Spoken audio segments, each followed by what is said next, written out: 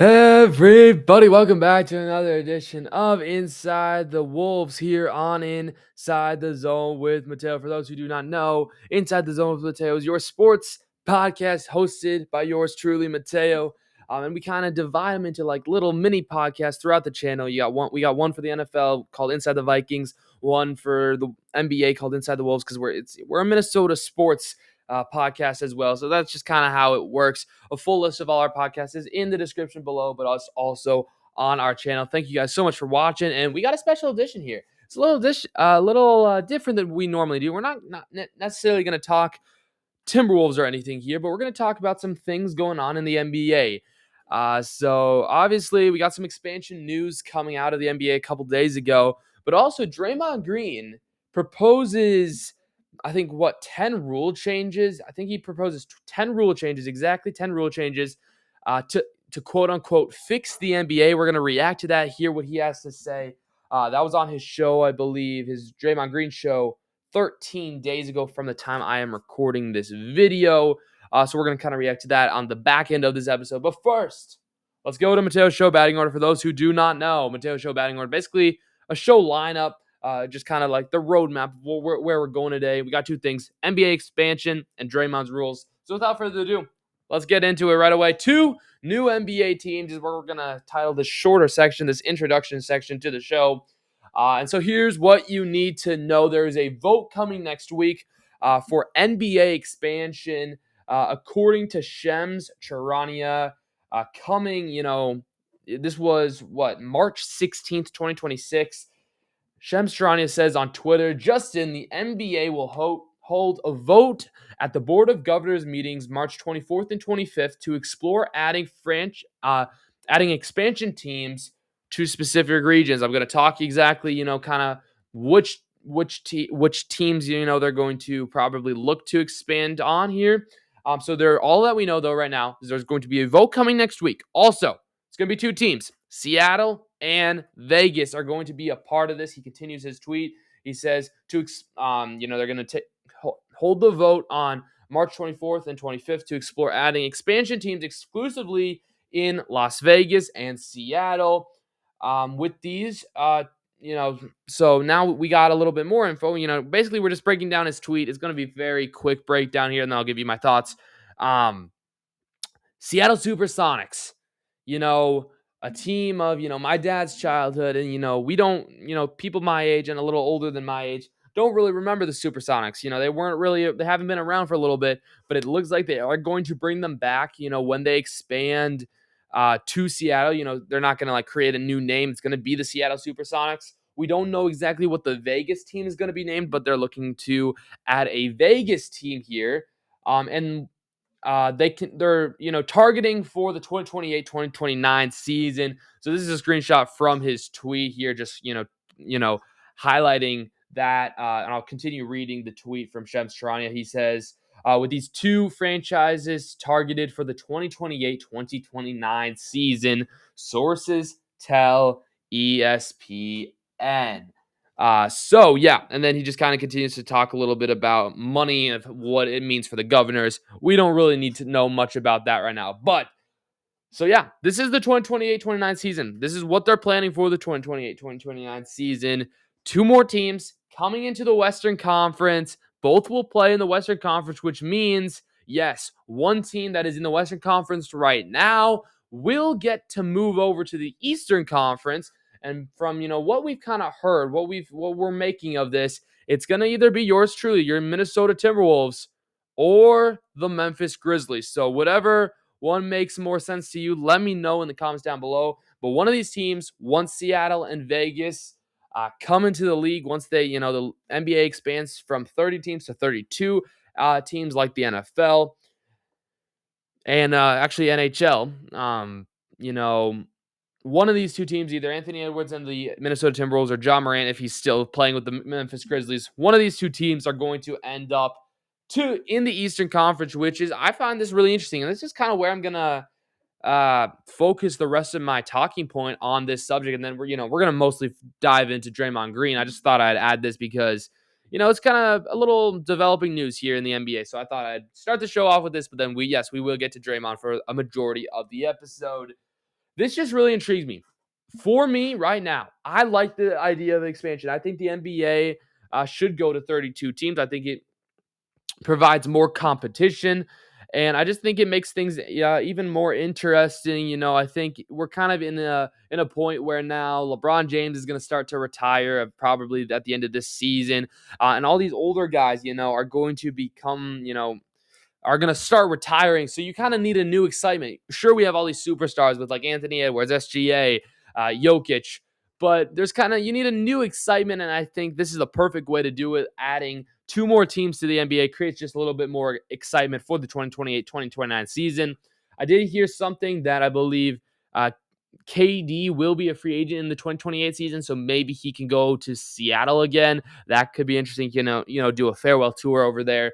But again, Curry, KD, LeBron, all of these guys are going to start to retire sooner than later. And so now I really think this is a really smart timing for the NBA to do so. Kind of provides a more of something, just more excitement, once those guys go, because they are going to be missed. As much as, I don't necessarily think LeBron's the GOAT. He's still going to be missed. I'm just going to still watching him play. I'm going to miss watching him play. I'm going to miss watching Curry play. I'm going to miss watching KD play just because they've rooted themselves into NBA history.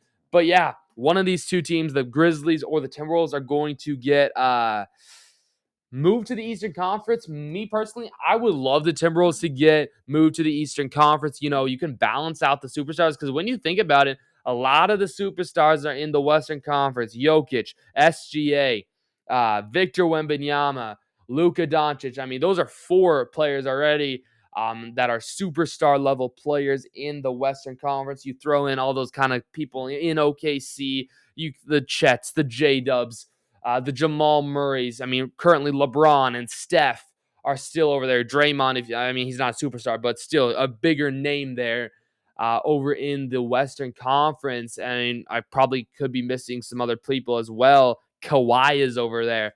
And then when you take a look at the Eastern Conference, you have Donovan Mitchell, you have Cade Cunningham, you have Jason Tatum, you have Jaylen Brown, you have Jalen Brunson. But other than that, I mean, you could make some arguments for like LaMelo or Paolo or Bam, after scoring that 83-pointer. I mean, Tyrese, we just haven't seen him play a lot, and I'm talking about Tyrese Halliburton. I just think to balance the superstars, it's really smart. And obviously, there's been rumors that Anthony Edwards wants to get traded to Atlanta. I don't think that's going to be possible right now. I think maybe towards the end of his career, he might want to play for his hometown team. However, we will see. We'll see what happens. I just think Edwards, he's going to stay here for a good chunk of his career unless he gets really annoyed. But I think he likes it here, and I think he really wants to win a championship here. So I think he's going to stay here, at least once this expansion comes. I think he'll still be a member of the Timberwolves. So, to balance out the stars, I think it's a really good opportunity to do so. No disrespect to John Moran. I just think Anthony Edwards is a top 5 player in the NBA right now. And to balance that, even the competition level, it raises the competition level in the Eastern Conference, as the Eastern Conference has been less of a competition. The West is so competitive. It is so hard to get out of. You're talking about how close this playoff race is going to be as we approach the last month in the season, where sure, the Eastern Conference has some good teams in the middle, but like, it's just weaker than the Western Conference, where any of these, I could make an argument that any of the 6 teams right now in a playoff spot in the Western Conference, they could be good enough to make it to the NBA Finals. You could make an argument. I think everybody does have their own flaws. However, I think there's only 1 or 2 teams in the Eastern Conference that I think have a legitimate shot at winning the NBA Finals. So that just tells you, 6-2. That's a big ratio here. I can even see somehow, maybe once you get Steph Curry back, you never know what might happen. The Dubs could maybe make a surprising run. Maybe the Suns can make a surprising run. I just think overall, you have 6 to 8 teams in the Western Conference that are deep enough to go into a playoff series and, provide an exciting series. Where on the other hand, the Eastern Conference, I really think it's Detroit. I think it's Boston, and maybe it's the Knicks or the Cavs. But other than that, I think I would for sure have Boston, Cleveland, and Detroit up there. Other than that, the Knicks are kind of 50-50.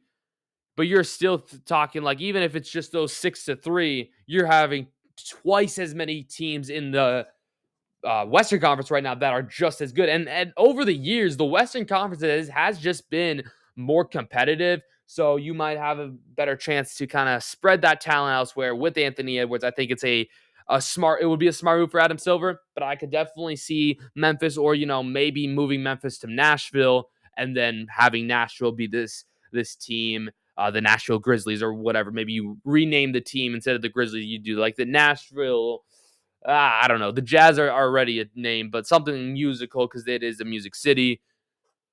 I do think, though, both of these teams, you could make a legitimate argument to, whoever gets to move to the Eastern Conference. I think the Timberwolves would benefit from it more. And I'm just saying, as a Timberwolves fan, we wouldn't have to, play the West as much, which means we would get East Coast games, which means early games, so then we can go to bed at like a reasonable time instead of staying up at midnight that I've had to do these last couple of weeks here every couple of days, because you keep playing on the West Coast so many times. I mean, you play all those teams on the West Coast like 4 to 5 times. It gets a lot, and with that, it's like 9:30 by the time we're tipping off the basketball, and then we don't go to sleep till about 12:30 or 1, and it's just kind of a lot. And I think being on the East Coast, we would get earlier games, and that would be nice as well. But you can make the same argument for Memphis. Nashville is closer to the East Coast than the Minnesota Timberwolves. We'll see what happens there, but let me know your guys' thoughts here on the NBA expansion. We'll go one more time through this, kind of what you need to know for the NBA expansion. I did kind of go through that quickly, but as a kind of recap here, there is a vote coming next week that is going to basically approve the expansion and saying, do these owners want an expansion? I'm guessing it will pass. What's this vote going to be about? Basically, 2 teams. It's going to be trying to expand the NBA to 2 additional teams. The Seattle Supersonics are going to try to make a return, and then adding a team in Vegas. They're targeting to enter for the 2028-2029 season. And then, both of those teams will play in the Western Conference, meaning the Grizzlies or the Timberwolves will get moved to the Eastern Conference, or at least that's kind of the latest, which is going to be really interesting, and I can't wait to figure out what the heck happens here. NBA expansion, what you need to know, that's exactly what you need to know. Let me know your guys' thoughts, your initial thoughts, if this is the first time you're hearing it. And if you haven't already, hit that like button, hit that subscribe button. If you enjoy the content that you are getting, I'm pumping out content almost daily, whether it's on the short form or the podcast form. Appreciate everybody for watching this video. And now let's get into Draymond's ideas, because as well as, this NBA need, I think it's good that they're going to add some new teams. I think some rules are needing to be placed in as well. I have briefly skimmed over this video. I have not really thought about the ideas, and I don't totally remember all of these ideas. So this is going to be my literal honest reaction to it. Basically, it's a 20-minute video or so. We're not going to watch the whole thing. I don't think he talks about these rule changes the entire times too. So I think it's going to be about 15 minutes of him talking about this, and then I'm going to stop it once in a while here, give you my thoughts on it. We'll see what he has to say. I think he spends about 2 to 3 minutes on each idea. So again, it's really simple, but I just want to see what he has to say. I want you guys also to tell me in the comments down below if you guys like his video ideas. And of course, if you haven't already, go hit that like button and subscribe button on this video over on Draymond Green's channel. I believe it's the Draymond Green Show on YouTube, and really wherever you get your podcast. He's starting to do this more, as I'm guessing he's going to retire soon, but appreciate you, Draymond. And now let's see what you got to say, starting off with number 1. Let's go. Draymond at GRUNS. I can't wait. I literally can't wait, because Draymond's such a character too, so I just can't wait. Let's go. S.co. 10 things that I changed to make the NBA a better place. Number 1 would be, I would change the NBA draft rule. You can go straight out of high school. I think there's every now and then some players, especially in this draft, that are ready to go straight out of high school. If you don't go straight out of high school and you go to college, I think you should stay for 2 years of college. I don't think there should be one and done. I think what you're teaching kids with the one and done rule is to go to a place for 5 months, be 1 foot in, 1 foot out, and then go on your way. 2 years in, you go in there, you know you're there for 2 years, and or you're somewhere else. You're there and then another place for 2 years with the transfer portal. But you're in college for 2 years and you're committed to something for 2 years, which aligns with you. A team commits to you for 2 years. If you're a first round pick, you get 2 guaranteed years. And then there's team options, right? I think it aligns with the 2-year thing. You're making a 2-year commitment. They're making a 2-year commitment for you. It familiarizes the college student with NBA rules right away when you talk about a 2-year commitment and what you can do, what you need to do over the course of 2 years. Okay, I really actually really like that. And yeah, I mean, it makes sense, how he's highlighting this, it prepares you for the NBA stage where, yeah, teams sign those rookies to a 2-year contract. I believe it's also a two-way contract, so they can put you up either to the NBA or the G League. I think they normally switch them back and forth throughout the season. And a team normally commits to you for the first 2 years, and then you get those team options, right?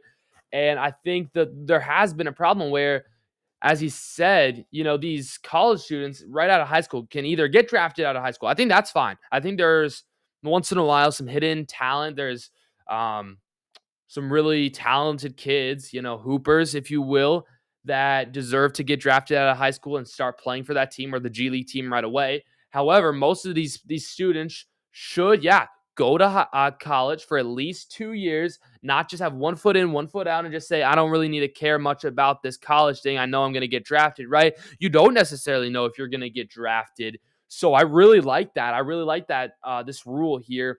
And I think it makes sense a lot. Let me know, of course, again, what you guys think about all these rule changes here that he's just, putting out there and suggesting to make the NBA, as he said, better, and just what does he say to fix the NBA. So yeah, I mean, I think I really agree with this one so far. I think I definitely don't think a college athlete should be able, or we're talking about college basketball player should just be able to play in college one season and then go to the NBA right away. I think you should have to be there at least 2 years, and I agree with that. Or maybe go ahead and play all 4 years in college. Nothing's stopping you doing that, because yeah, then you don't really care about it. Especially you're going to be in college too. Like, what if you have a career-ending injury, and then you have to stay? You're going to stay in college, and if you weren't really putting your mind onto that school work, that college work, because again, these college students are still in college, they're still taking classes, and with that, when they're just saying 1 foot in, 1 foot out, they're just mostly thinking about basketball, and you got to think about what happens if I can't play basketball. So I really like this. And then after 2 years, you kind of get a footing. It also accumulates you with the NBA rules with the 2 years. Like, after 2 years of a team drafting you, they might not like you, and you might be a free agent, and you might be jobless. So you might need that college degree or something like that, and you can get a 2-year college degree for sure. So I think that makes sense. It just makes sense a lot. You can get a 2-year college degree. And I think if you think you're good enough to be drafted to the NBA, or, be at least a free agent in the NBA and play in the NBA or G League, whatever, go for a 2-year degree, because then you can get a 2-year degree if basketball doesn't work out. But even then, I think that just really should be a standard, that you have to go to college for 2 years, get that 2-year degree if you want, or you could go a 4-year degree. That's totally fine as well. But then also just know that I think personally, for this, getting drafted out of high school, I think you have to be personally invited to the combine. That's what I think. I don't think you can just say, oh, yeah, I want to get drafted out of high school. And I don't think it necessarily is that. I do need to understand a little bit more about that drafting process and, being eligible for the draft, I think. But overall, yeah, commit to a college for 2 years. Commitment is a big word, especially for the NBA as well. Let's have him continue this thought. But overall, really like this. I would change that. The one and done thing has never quite been right. Like I said, you get people on a campus for 5 or 6 months. They're 1 foot in, they're 1 foot out. I just don't think it's a recipe for success. Yeah, I don't think it is either. for the NBA. I don't think it's a recipe for success for college basketball, which ultimately makes up when, speaking of KD, you speak on KD and his comments a week or two ago about USA basketball. Like, this all makes up USA basketball at the end of the day, the basketball on our continent. And so I think, with us being in the driver's seat of that, how do we better prepare our students, our kids for the next level? And I think that's one thing that you can do. Yeah, I think preparing them for this new level, hopefully growing them in maturity as well, is a big thing for sure. My second rule change will be more transparency with the referees. I spoke about this on an episode before. I just think, in a league where you're so transparent about everything, it's the one thing you're not as transparent about. And I think ultimately it allows people to question our league. It allows people to question the integrity of our league. And so I would like I would have more transparency with the referees. If a player gets fined, if a coach gets fined, we know right away. If an organization gets fined, we know right away. Why is it that we don't know if anything happens with the referees? And I tip my hat to the Referees Players Association. Excuse me. It's not a Players Association. The Referees Union. I tip my hat to them. They have an incredible union. That none of these things have ever happened, because I'm sure the conversations have come up. But in a day and age where everybody's questioning transparency or everybody's questioning integrity, I think that's the one area where there isn't much transparency and it makes room for questioning. So I would change. Yeah, okay. So I think what I'm getting from him here is he just wants to know if you're going to get fined right away.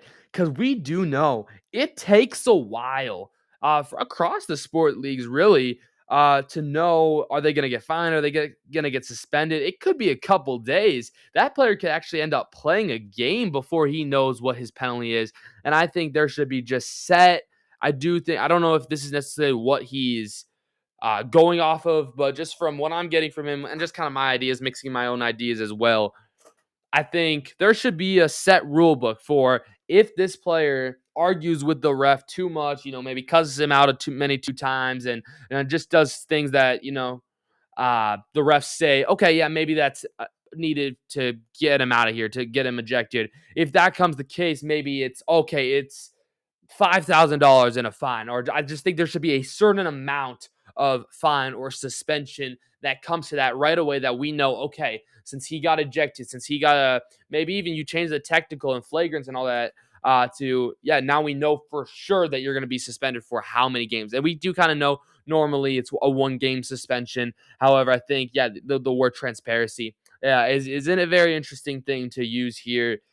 And I think for the most part, I agree, but I also understand that the severeness of each incident is going to be different. You could have one person, smaller than Draymond, who, we know Draymond's a little, he gets up into the refs' faces, but I think, we could have him, but then we could also have the opposite of him, who maybe just once in a while will get a little angry and just bite back at the refs once time. Maybe he does that once every couple months. I do think the punishment should be a little different for that. But that's just kind of what I'm thinking here. Let me know, of course, your guys' thoughts, and we'll see what more rule changes Draymond has. By the way, he has 10 rule changes if you forgot about that. Change that. Number 3, I would let the defense have more leeway. Yes, yes, for sure.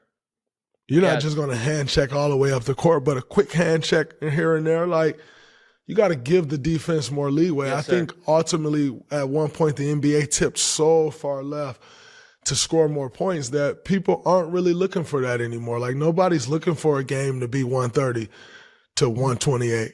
What people are looking for is a game to be 104 to 101. I think we thought. I agree. And I think it is, we find this whole thing, and I think this could solve the SGA foul baiting problem, okay? I'm just going to say that.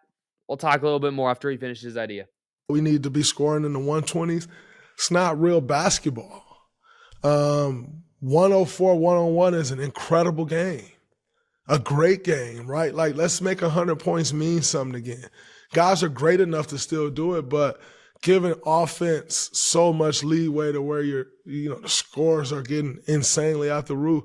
It's not great basketball. And we want to ultimately, I speak as an NBA fan, we want to see great basketball.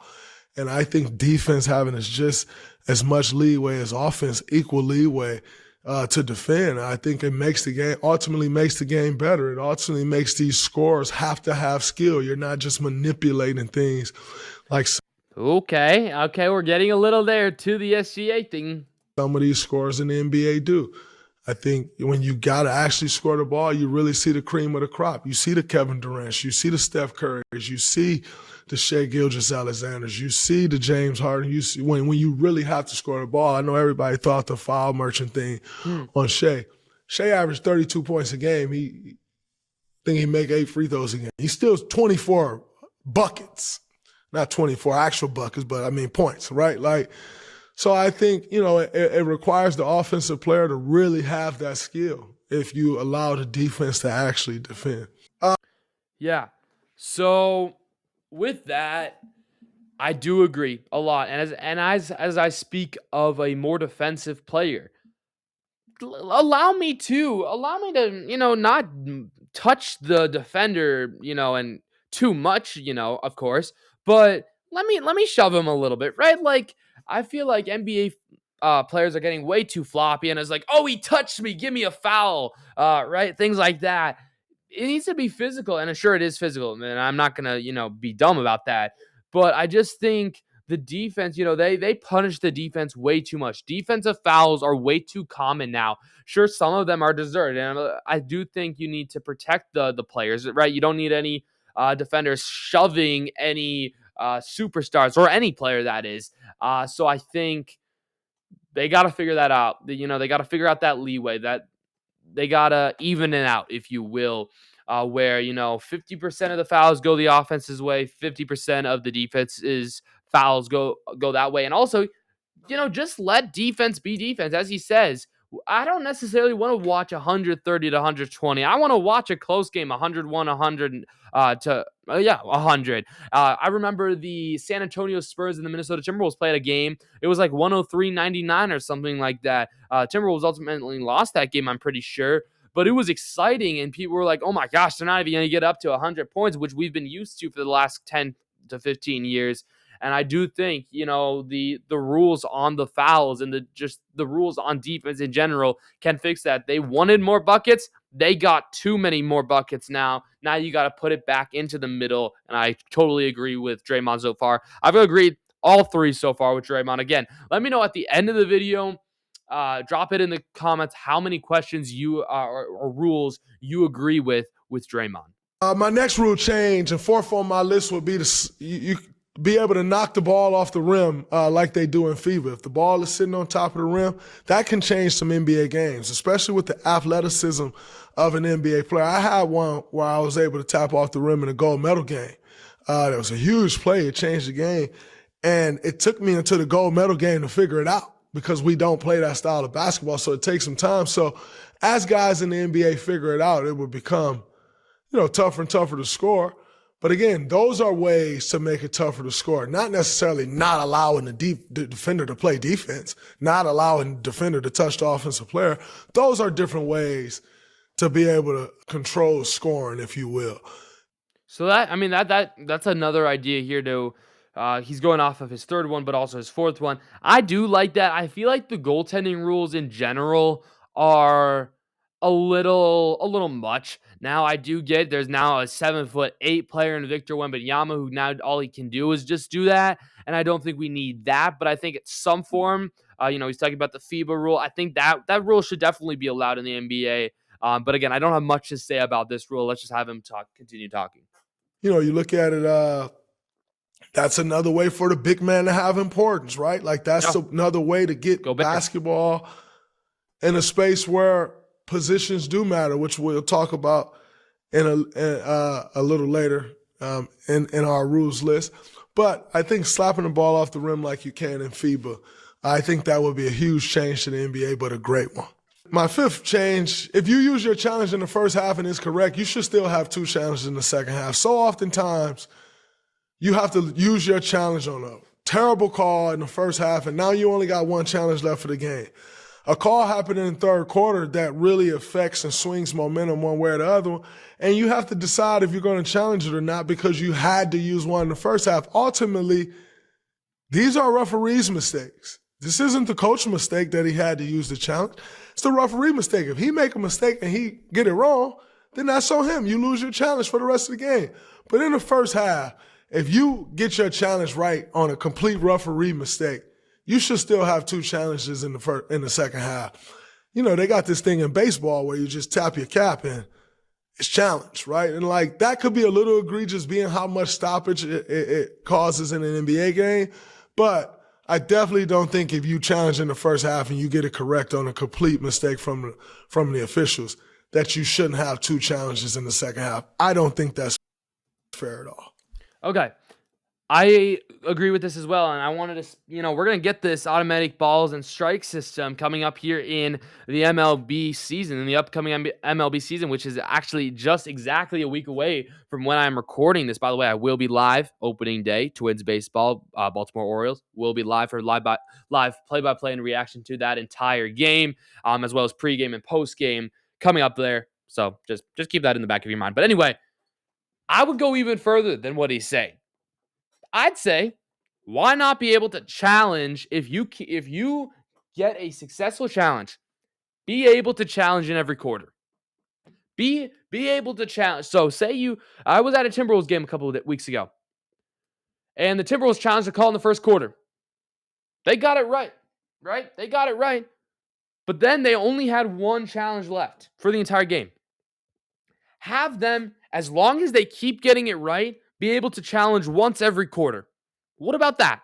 I think, but also, you also think about this where now you can't challenge twice in the fourth quarter, which also could, people would say, oh, but then they could just keep challenging. Well, no, I don't think you should have you could just keep on challenging. I don't think that's no. I think one challenge per quarter if you continue to succeed. And I do think you could have two to start the game. So say you win your first one in the first quarter, right? Then you lose your one in the second quarter. I still think you then have one challenge left, so you can still do it in the third quarter. But if you lose it in the third quarter, you can't have one in the fourth quarter. However, then if you do make it in the third quarter, you can have another option in the fourth quarter, if that kind of makes sense. I think you can go a little step further than what Draymond's talking about, but by allowing two challenges or to be able to keep those.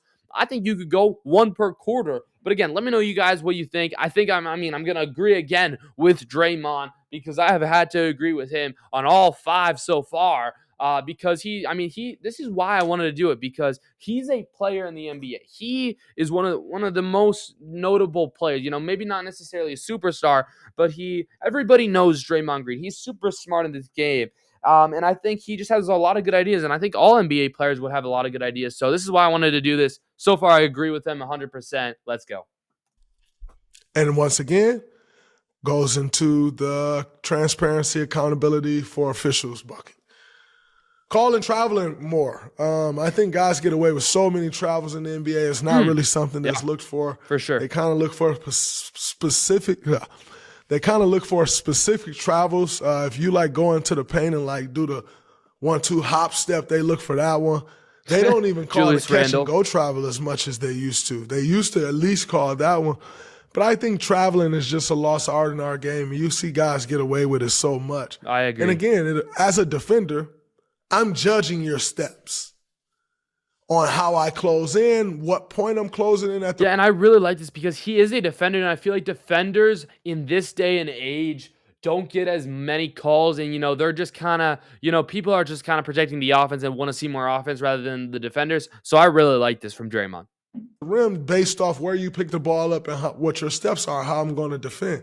If guys are just allowed to travel, as a defender, you're at a disadvantage again. Yep. Because you can't necessarily time what a guy's doing because they're doing something that's not within the scope of what they're allowed to do, but yet it's being allowed. And so I think traveling should be called more. Once again, something that helps the offensive player that completely hurts the defense. Yeah, and I think this is a big a big problem. They're just all trying to help this offense way too more. And I think you got to get it back, to, I think the third rule he said, you just get more leeway. Go 50-50. Maybe even I'm okay with maybe 65-45 in favor of the offense. I'm a fan of offense as well. But come on, give the defense some more leeway. Let's go. What I found out about Prize Picks is that... Oh, okay, hold up. Sorry. Let's get rid of this. We don't need it's. There we go.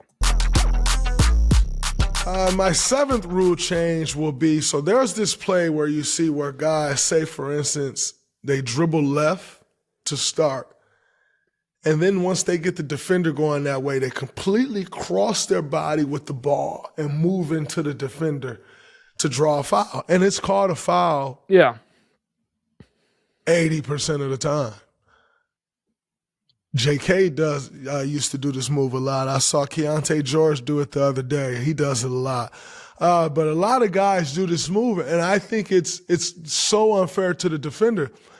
I can start moving. I put my arm out, and because I'm sliding the way he need to go, once he just goes through my arm that's stretched out in a defender position, I'm charged with a foul.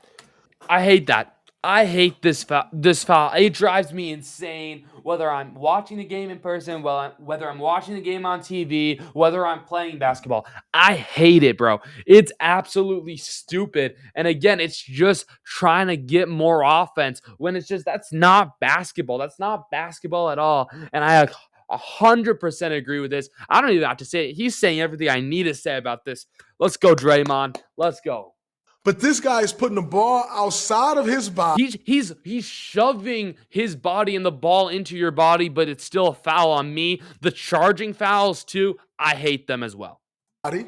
Going on a completely different path through me that he wasn't on. So we talk about stand on the line of the path of the driver and not bumping them off the path. You shouldn't be able to just bump off the defender like that either. Nope. Right? And so I think that move needs to be taken out of the game. It's a lot like the James Harden move that they took out of the game. Y'all punished James with that move. I don't think this move should be allowed. So I call on it. I would, me personally, I would change that rule.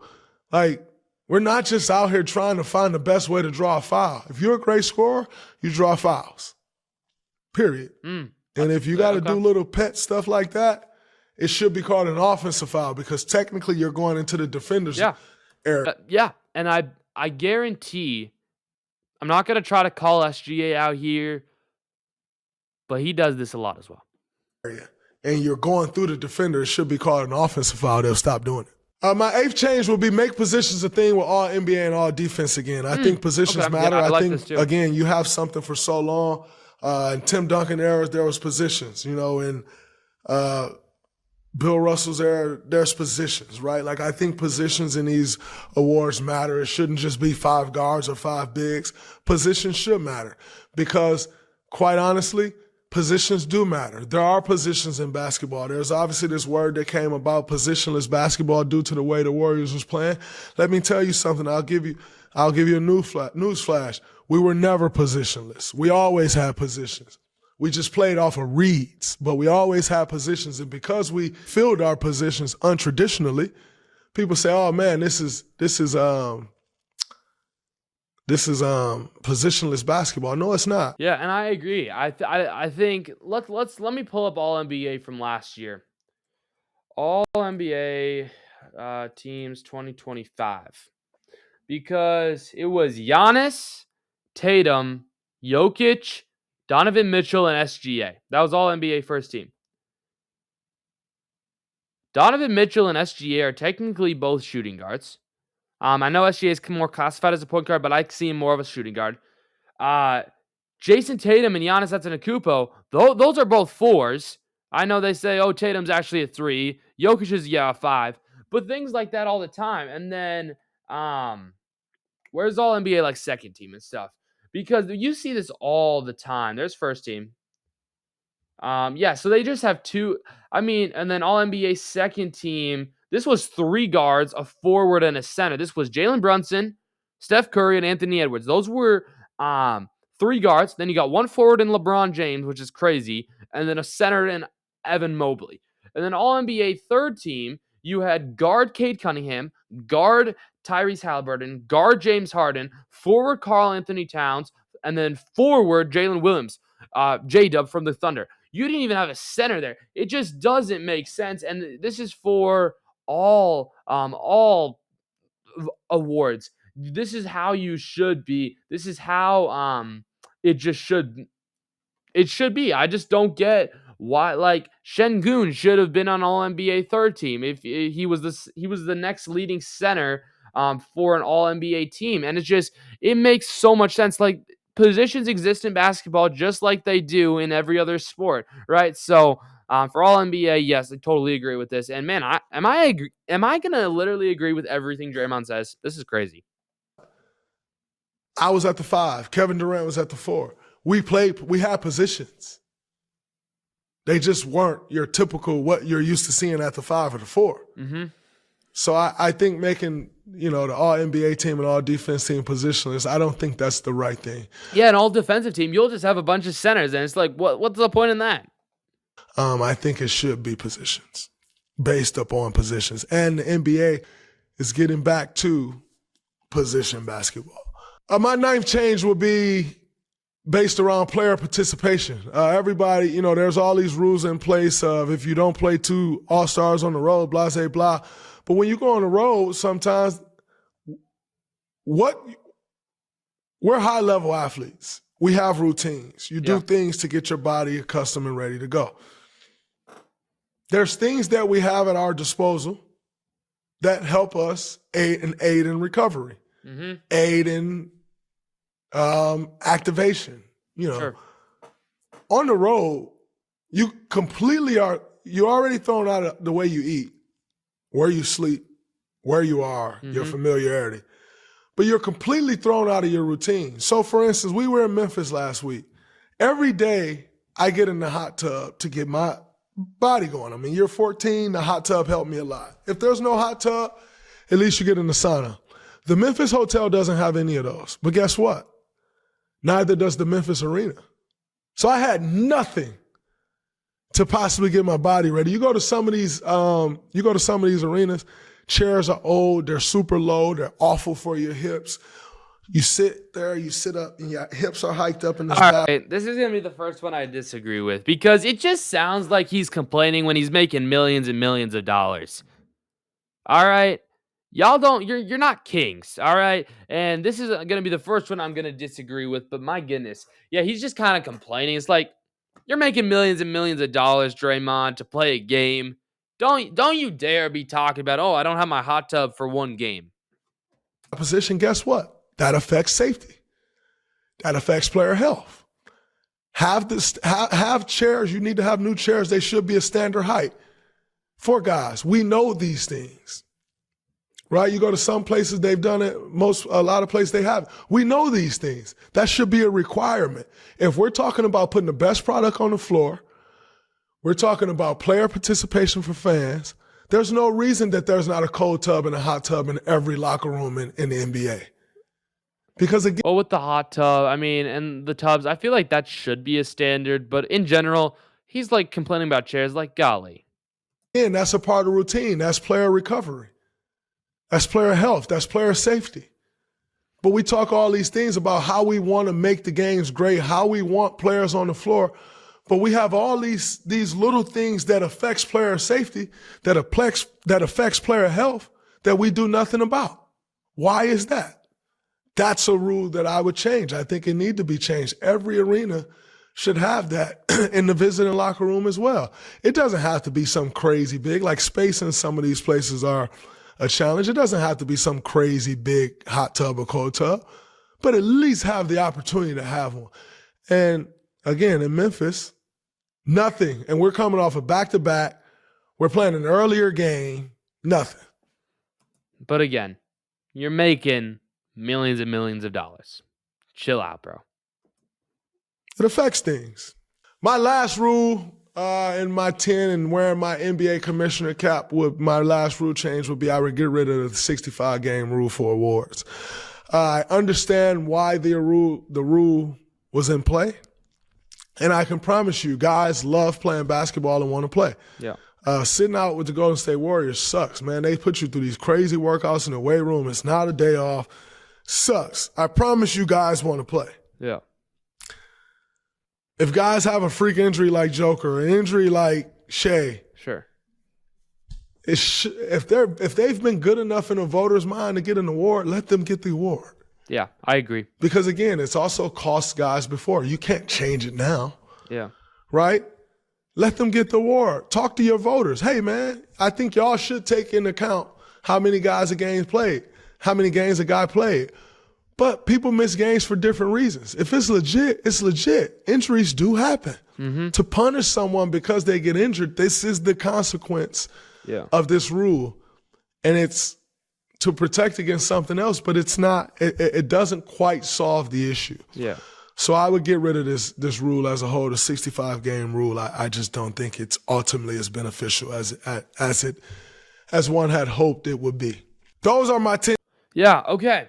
So those are his rules. All right. I agree with this 65-man rule here. Let me just say, I think SGA, Joker, right? They've been out a lot. They're gonna, and now Cade has like a collapsed lung or something like that, where like he's now in jeopardy of missing, the rest of the season. He could in my opinion, he's been having an almost MVP type of year. Like I feel like everybody should have a chance to get voted for, and I think that's something big. And I think Jokic and SGA, there's been a lot of bigger injuries for superstars, and injuries are a part of the game. I know that. So I think get rid of that 65 rule for all awards. I don't think any award in any sport should have to come down to how many games you play. If somebody, like baseball does this too, if somebody in the voters' minds, as he said, is worthy of winning that award, have him win the award. All right. So with that being said, get rid of the 65 for sure. So I agree with all of them except the make standards for Arena Universal in the NBA. If we were talking about standard for ticket prices, that's another idea here. But that's another idea for another time. Let me know again how many of these rules you agree with from Draymond's rules. Again, go watch his episode, and there's still 10 minutes left of this episode here that you can go check out. The Draymond Green Show on YouTube, and I think wherever else you get your podcast. But yeah, those were Draymond's ideas. I really like those ideas a lot. I think he could have a lot of good ideas, and I hope Adam Silver listens to them. But that's going to do it for today's episode here on Inside the Zone with Mateo. We just crossed 49 minutes here on the podcast pretty much. So let's just take a quick look at what's coming up next on the podcast here. So I'm trying to get almost daily shorts out. Haven't done any of those can I build a 17-0 NBA NFL teams or 82-0 NBA team games in a little bit. I'll maybe get one of those out today. But it's been recently for these shorts a lot of news and my reaction to some of these news here. We got a weekly rebuild that comes out every Saturday, so stay tuned for that. Kingdom Competitors will premiere, I believe, Saturday morning. And then, episodes weekly every Tuesday and Thursday here on the podcast. If you have any ideas for any podcast episodes, let me know. But it is going to be a busy couple of months here because we got the MLB season starting next week. We got the NBA and NHL playoffs starting in just about a month. And so much more coming out here in the sports world. So hit that like button, hit that subscribe button if you enjoy this content. Thank you so much for watching. And you can also listen and watch these videos on Spotify as well. Follow me on X as well. And I pray that you guys did really and do enjoy these episodes. If you'd like to come onto this show as well, feel free to send me an email or a DM on X. If you'd like to sponsor the batting order as well, you can send me a DM on X. Thank you so much for watching. Hope you guys have a wonderful day and enjoy whatever sports you watch today and just whatever else you do today. And most importantly, don't forget to keep God first because he's the most important thing in all of your guys' lives. I'll see you guys all in the next one. Have a great day. Peace.